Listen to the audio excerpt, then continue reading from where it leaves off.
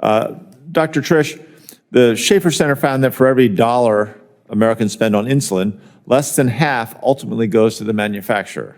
Instead, that money gets rerouted and taken by middlemen along the way, like PBMs. All the while, the list continues to grow. The list continues to go up, even on drugs like insulin that have been around for more than 100 years. I think that's really at the heart of why we need transparency. Where is the money going? Why are we paying so much? So, Dr. Trish, you mentioned that transparency is a key, but further investigation is needed to truly understand how to reform the system and protect patients.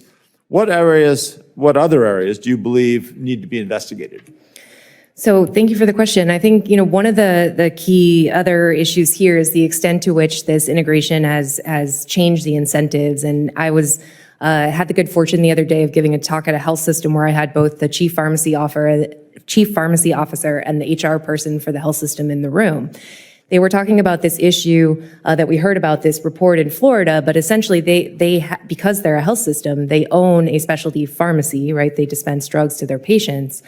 They were saying that their PBM for their beneficiaries is basically requiring them to use the in-house specialty pharmacy that's owned by the PBM, even though they can see that specialty pharmacy that's owned by the PBM is charging them more than 3 times more for the drugs than what they dispense in their specialty pharmacy themselves.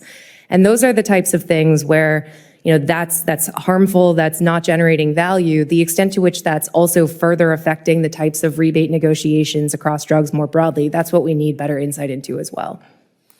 Right. Well, certainly, and a lot of what you're describing we see throughout healthcare, which is the lack of mission. When I was a kid, and that's pretty long ago, doctors, nurses, pretty much everyone you met in a hospital or a medical center was there because they wanted to help bring reliable healthcare at the lowest possible cost to the people of their community. And somehow we've lost that.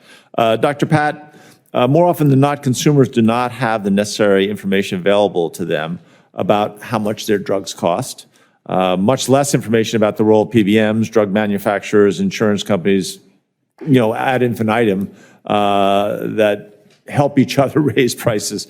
I think additional transparency clearly is important, but we must make sure that the information actually reaches the patients. So, Dr. Pat, do you often find that your patients struggle to navigate the system? Does that come back to you? How can we make sure that PBMs provide the information in an accessible and easy to understand format without layering it under, portals and portals and portals? It's a great question, and I'll say work closely with the Rocky Mountain Cancer Center doctors, so I'm grateful for your question. I think that we need to give more information to patients because frequently the cost of drugs prohibits patients from being compliant with care. I gave the example of the patient with imatinib that if they'd run it through their insurance, their copay would have been $1,500 per month. And whenever they didn't go through insurance, it was going to be just $150 a month at the practice. Well, if the doctor and the pharmacist didn't have an ability to have that discourse with the patient would have just not taken the medication and not benefited from the medication. We know from a study published in the Journal of Clinical Oncology in 2017 that patient adherence to their medication is directly related to their copay that they have to pay every month. And if it's cost prohibitive for patients, they are not going to be compliant. They ration their medication. We've seen that time and time again. So that leads to ineffective care. So when you have pharmacists and medically integrated pharmacies where doctors talk to their patients, they're able to help navigate these complex systems, especially with expensive medications. So I think that interaction is really invaluable. And had that patient just simply been referred to a mail order pharmacy where they didn't get where they would have to pay to get their drug, they just would have not gotten their drug. So this interaction with the healthcare team becomes really critical so we can help patients navigate this complex environment. Exactly, and I could not agree more. I mean, that's the additional hidden cost, is all those patients that end up not taking a prescription that would alleviate their suffering or their discomfort, and in many cases prevent them from getting well. So anyway, transparency's got to be at the root of all this stuff. Thank you. I yield back. Thank you. Senator Warnock.